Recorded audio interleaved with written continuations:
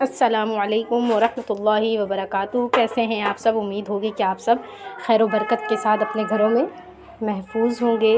اللہ تعالیٰ آپ کو اپنے حفظ و امان میں رکھے۔ آج میں آپ کو سورہ یاسین میں ایسا قاعدہ بتاتی ہوں جو اکثر لوگ اس کو غلط پڑھتے ہیں، ٹھیک ہے؟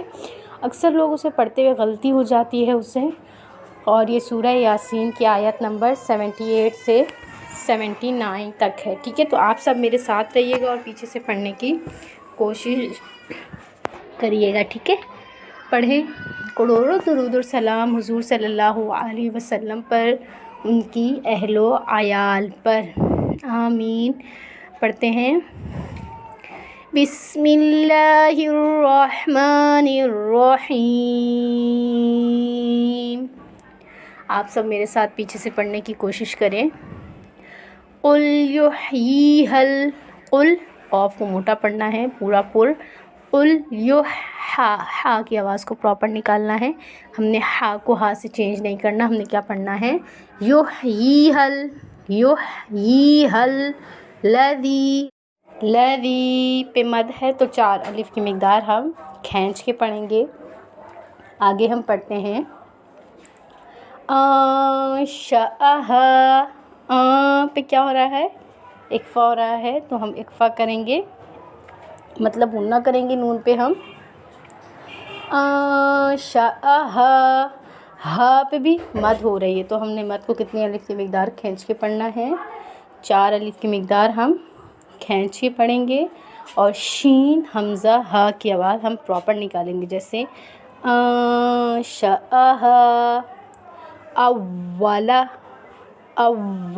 مرہ، اولا حمزہ کی آواز سے ملانا ہے، تو ہم نے پراپر آواز سے پڑھیں گے اول مرہ، را کو موٹا پڑھیں گے کیونکہ را کے اوپر زبر ہے۔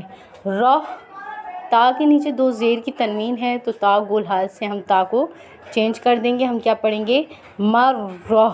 آگے ہم پڑھتے ہیں وَهُوَ بِكُلِّ خَلْقٍ عَلِيمٌ۔ وَهُوَ، ہا کی آواز کو ہم پراپر نکالیں گے، وَهُوَ بِكُلِّ خَلْقٍ عَلِيمٌ۔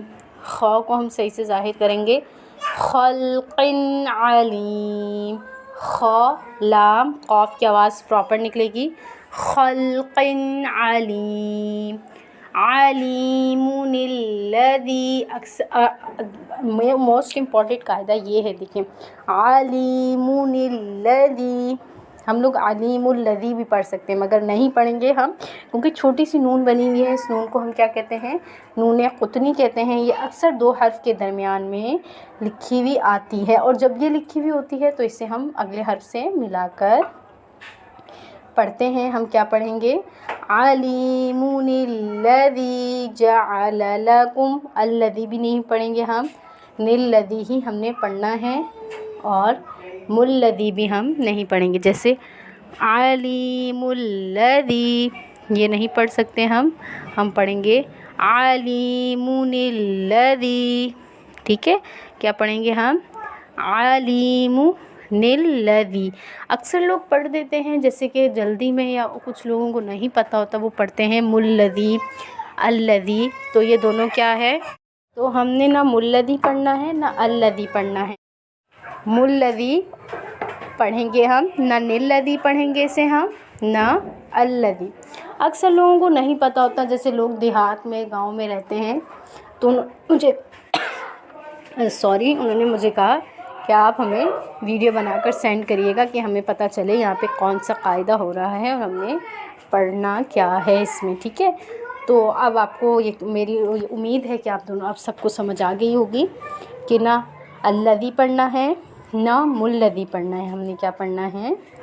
علیم الذی۔ جب بھی قرآن پاک میں چھوٹی سی نون لکھی ہوئی آئے گی تو ہم اس نون کو پڑھیں گے اور اس نون کو ہی اگلے حرف سے ملائیں گے، ٹھیک ہے؟